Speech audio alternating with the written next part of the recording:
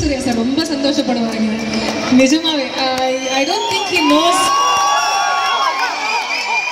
I think S A Surya சாருக்கு வந்து இசை வீசி வந்து இந்த மாதிரி ஒரு ஷோவில் ரிக்வெஸ்ட் பண்ணி கேட்பாங்கலாம் தெரியுமான்னு தெரியல. Is a very very lovely man.